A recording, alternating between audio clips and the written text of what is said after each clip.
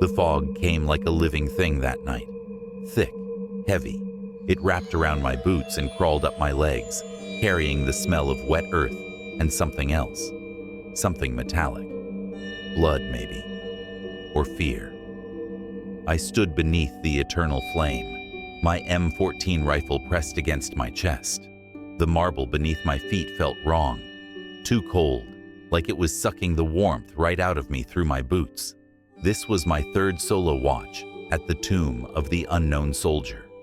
21 steps, turn, face east, 21 steps back, over and over, perfect precision, no mistakes, not ever. The fog swallowed everything beyond 10 feet. No tourists tonight, no officers watching, just me and the silence that pressed against my eardrums like water. Then I saw them. 3 figures standing near Section 60, dark shapes in the mist, World War II uniforms. I could tell by the long coats and steel helmets. One held something in his hand, a harmonica maybe. They stood at perfect attention, watching me. I blinked, looked again. Gone. My heart hammered against my ribs. The thermal scope on my rifle showed nothing. The security cameras would show nothing. But I knew what I'd seen. I kept walking. Step, step, step. But my boots echoed wrong now, like someone was walking behind me, matching my pace, always one beat behind. At the next turn, I spotted it, a piece of paper tucked under the marble lip of the tomb, yellowed, curled by dampness. I didn't break formation, couldn't. Instead, I slipped it into my coat with practiced stealth. When my shift ended, I finally read it. 7 words in faded ink. Return the honor you took from us. Somewhere in the fog, a harmonica played a single mournful note. The next night, I requested audio isolation. Told Sergeant Mendoza it helped me focus. He nodded without questions. Old soldiers recognize the look, the 1,000-yard stare that won't blink. The fog came thicker this time. It moved like smoke, rolling across the marble in waves. Even the streetlights looked drowned, their glow weak and yellow. I began my march. 21 steps, turn, 21 back. The footsteps started on my third pass. Software deliberate, leather soles on marble, half a beat behind mine. I stopped mid-stride, listening. One last heel click echoed in the silence, then nothing. My rifle felt heavier, not from fatigue, from something else, something watching. I forced myself to keep walking, eyes locked forward. But in my peripheral vision, shadows moved near the tomb.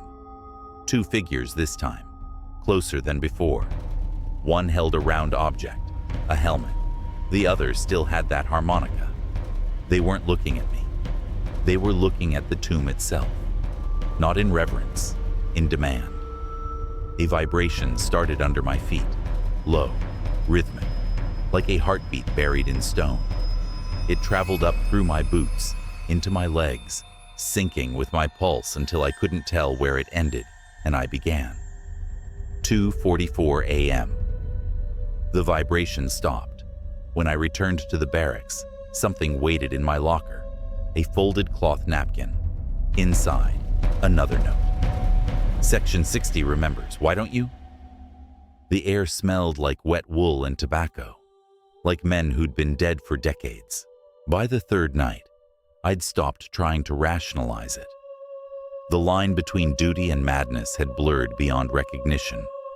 The marble under my feet pulsed now. Subtle, but real. A warmth that had no business existing in stone, like the earth itself was holding its breath. I marched my 21 steps, but my eyes kept drifting to the fog. They were there again, the 3 figures. But tonight, they faced the tomb directly. One stepped forward. His coat was torn. Holes punched through the fabric in patterns I recognized from shrapnel blasts. Frost crystallized along his collar. His eyes stared through me, not at me. I kept walking. Couldn't stop. Wouldn't stop. But on my return pass, I noticed the gap in the marble, a small space beneath the tomb's eastern edge, something wedged inside. During my break, I retrieved it. More yellowed paper, brittle at the edges. 13 men, 13 names removed, one truth buried so another could rise. We did not run. We were sent to die. Return what was taken. At the bottom, a faded insignia, the 112th Infantry, hand-drawn in what looked like charcoal or blood. Below that, Middle Team, Section 3. I brought it to Dr.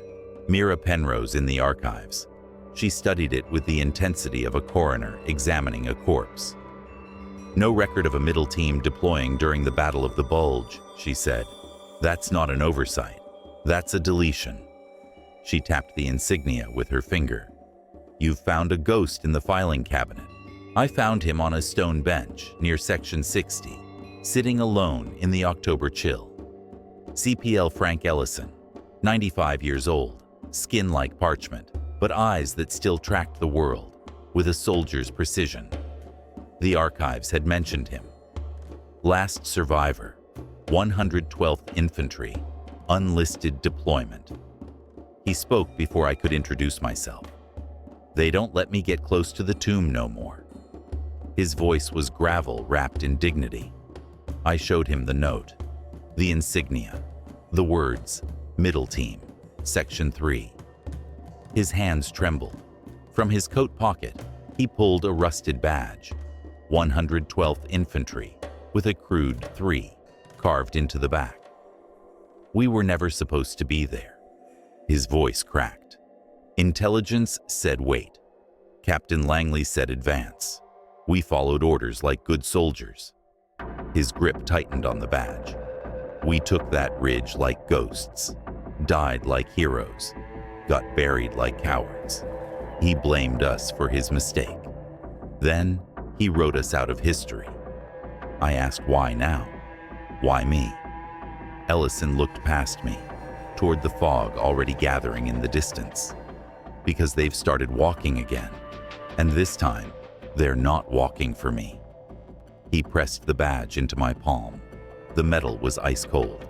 Middle Team, Section 3, 13 of us, Harmon, Rivas, Cole, Monroe, Tanner. His voice faded. I remember their faces clearer than my own son's. His eyes filled with tears. Just one plaque. That's all we ever asked for. He stood without help, spine straight as a rifle barrel. Gave me a slow, perfect salute, the kind burned into muscle memory. Then, he walked into the fog and disappeared. The fog came early that night, thicker than ever, dragging itself across the cemetery like something alive.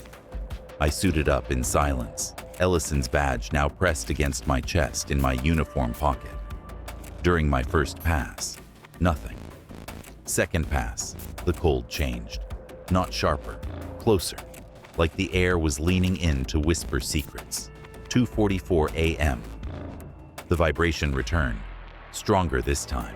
It wasn't just under my feet. It was in my skull, my teeth, my bones. And somewhere beneath the marble, I heard it. Not a voice, but pressure forming words behind my ears. Mercer. My name. Quiet, not angry, just tired. I froze, broke formation, broke every rule. I turned. The 3 figures stood there, clear as day. World War II uniforms soaked in battle grime. One held the harmonica, another clutched a letter. Their eyes were fixed on the tomb.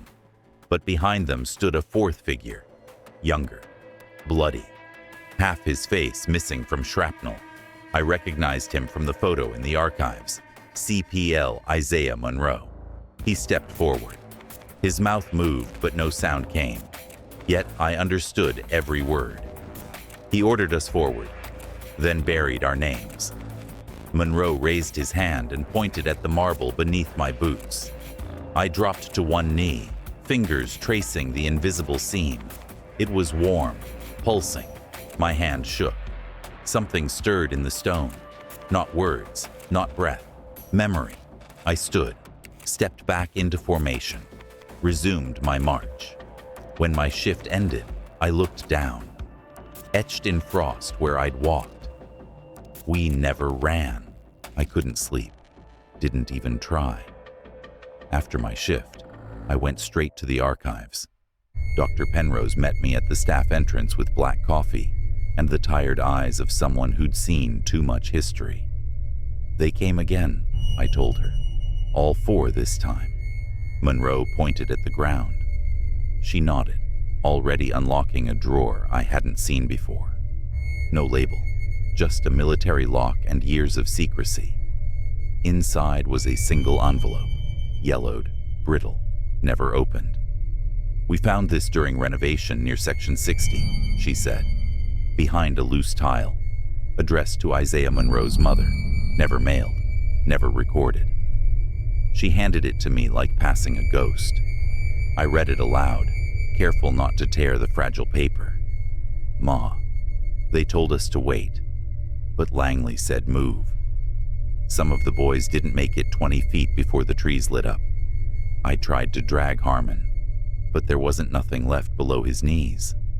I don't think they'll let you hear about this. If they don't send me back, just know I didn't run. At the bottom, a blood smear beside a shaky signature. Isaiah Penrose exhaled slowly. They called it desertion, buried the report, decorated Langley, shipped Monroe home in silence. I folded the letter with reverent care. No one ever read his last words, I whispered. Penrose looked at me with the quiet grief only historians know. Until now. Outside, thunder rolled across a clear sky. Lieutenant Colonel Howard Kessler's office sat 3 floors above the tomb. Glass windows, polished desk, walls lined with medals that seemed earned by committee rather than combat. He didn't look up when I entered. Specialist Mercer, you're not scheduled for review. I placed Monroe's letter on his desk. He didn't touch it. Where'd you get this? From the dead, sir, along with the others. His nostrils flared. He glanced at a locked file cabinet behind his desk. Dusty, untouched, forgotten. You're trespassing into classified territory, he said. I'm walking patrol with ghosts, sir. He stood slowly, walked to a framed map of the Ardennes, and removed it. Behind it, a steel compartment.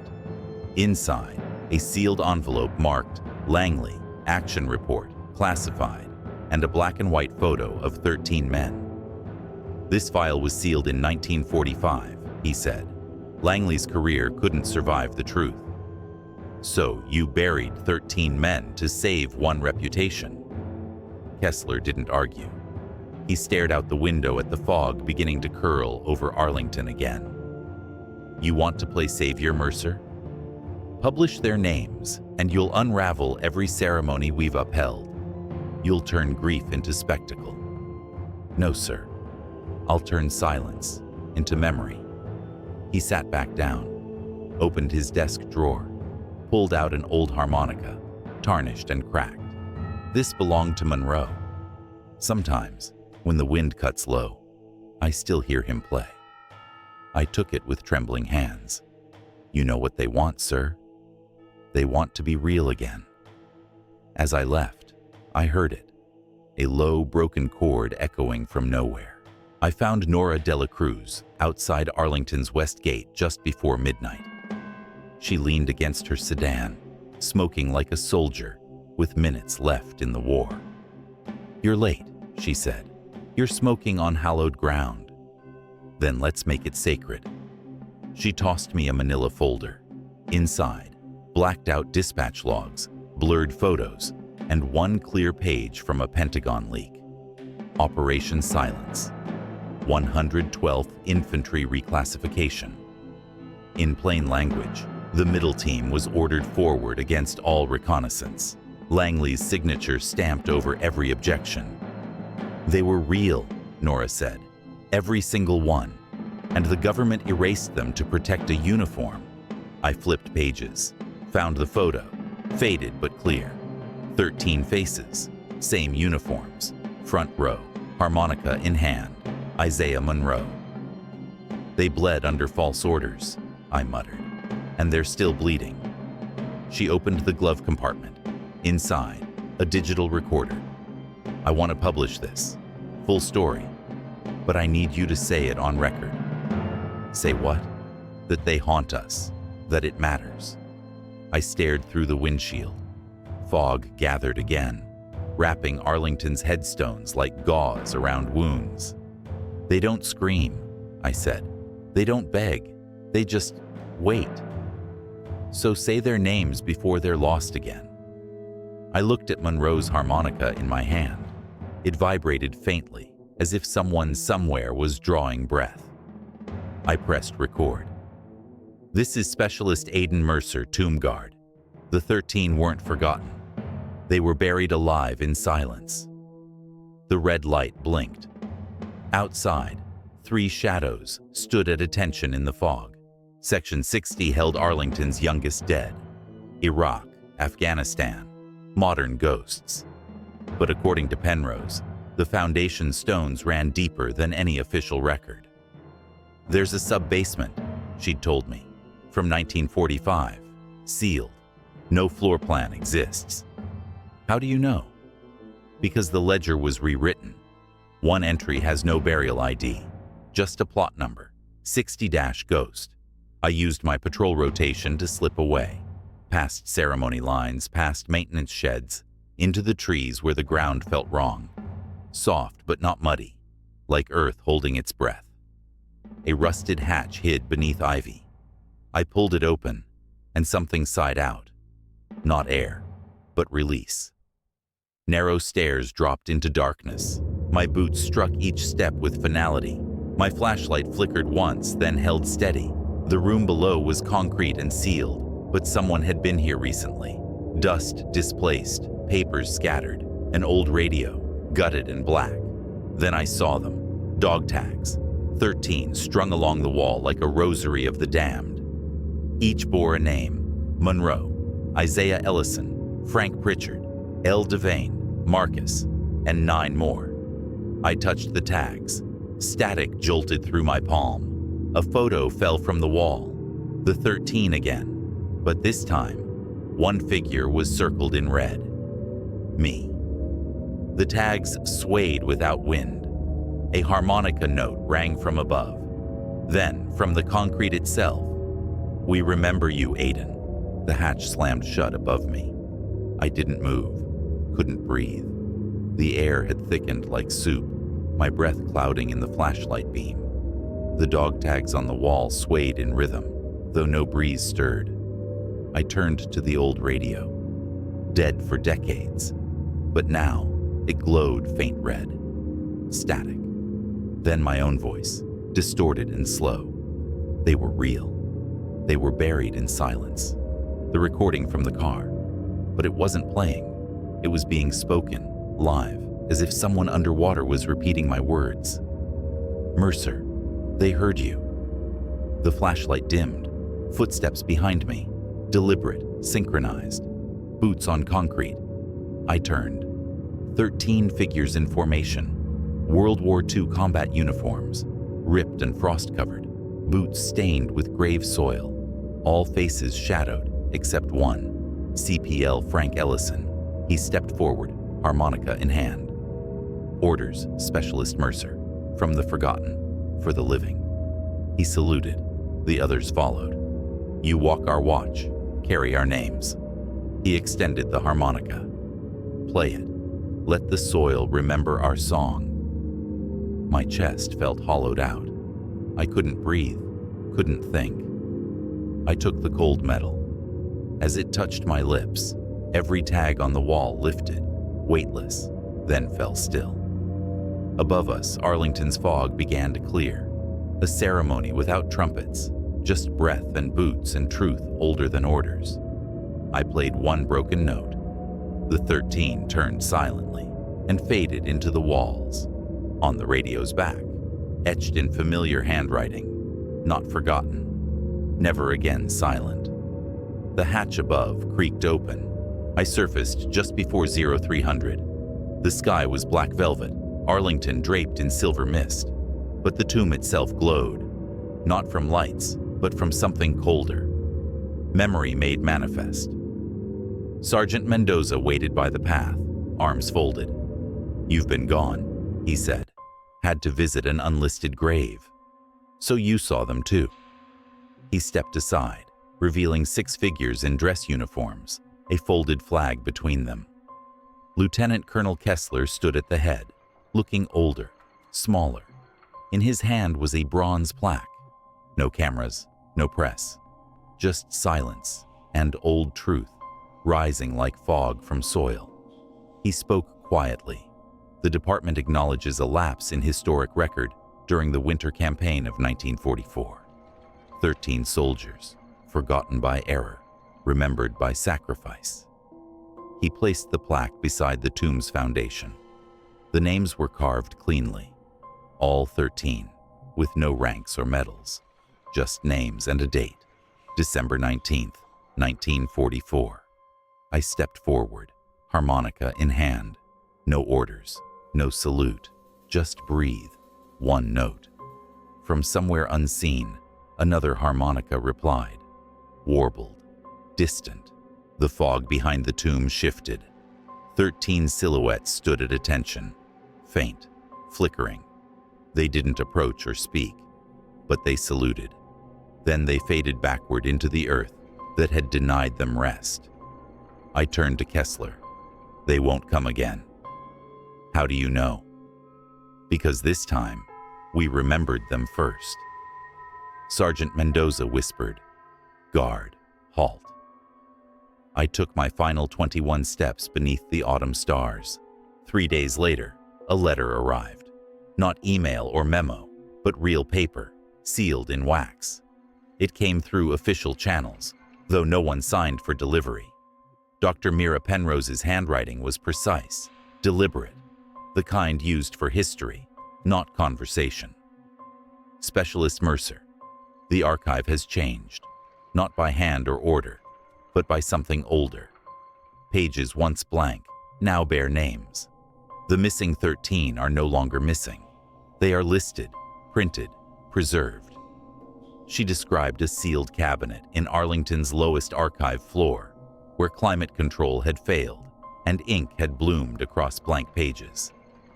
The dog tags in the box are rusted now, but this morning they were warm. She enclosed a photocopy, a page from an old duty roster, typed cleanly, 112th Infantry, KIA/December 19th, 1944, Ellison F. Monroe, I. Pritchard L., and the rest. Below the list, red grease pencil. They walked far to be seen. Let them rest. At the bottom of her letter, they never wanted revenge, just a witness. I folded the paper and placed it in my patrol jacket. Outside, autumn was ending. Trees stood bare. Fog had given way to sharp wind. Arlington was quieter now, not empty, but settled. For the first time since Kandahar, I slept. Not because I forgot, because they were remembered. Nora Dela Cruz met me outside the base perimeter, where the access road curved past the stone wall. She leaned against her jeep, arms crossed, hair tied back, like she had somewhere important to be. The article had dropped 2 days earlier. The Forgotten 13, When Silence is Strategy. Front page of Military Insider Weekly. Clean, respectful, devastating. No names redacted, no quotes softened. She handed me a copy without words. "How long before it disappears?" I asked. "It won't. Not this time. The story's seeded everywhere. Caches, mirrors, dead drops. You could erase the article, but not the echo." She hesitated, looking down, then back up. "You're different, you know. Because I listened to ghosts. Number, because you didn't turn away." A pause. Then, Frank Ellison. His son read the article. He didn't even know his father's story. They buried him with a blank headstone. That's getting changed. That hit harder than expected. She reached into her coat, pulled out another harmonica, older than the one I carried. The back engraved, I M Isaiah Monroe. They found it at the base of a tree near Section 60. It wasn't there before. No one put it there. We stood in silence. No fog rose this time. The air was clear, cold, honest. She started her engine. You did your 21 steps. Now take one for yourself. Her taillights faded into morning. I held the harmonica tight. For the first time, I didn't feel haunted. I felt entrusted. The marble was colder than usual that night. My gloves barely held back the chill as I adjusted my grip on the M14.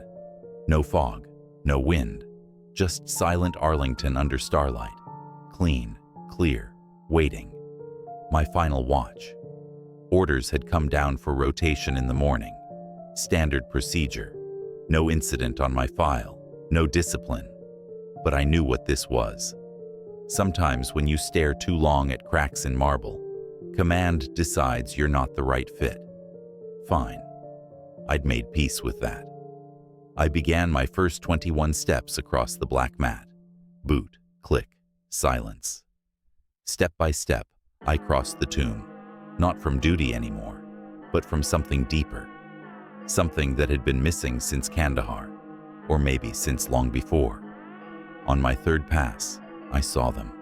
13 figures beneath the trees behind the tomb. No fog, no tricks, just their presence, sharp and still as frozen air. Their uniforms were clean, faces calm. Isaiah Monroe lifted his hand, not in salute, but farewell. Behind them, Frank Ellison nodded once. He looked at rest. They began to fade, not like mist, but like photographs exposed to light too long. As I turned, something caught my eye at the plaza's edge. A harmonica, resting on stone. Not mine, not Monroe's. Another one. No footsteps led to it. I knelt, picked it up. This time, it was warm. A week after my final watch, I visited Arlington again.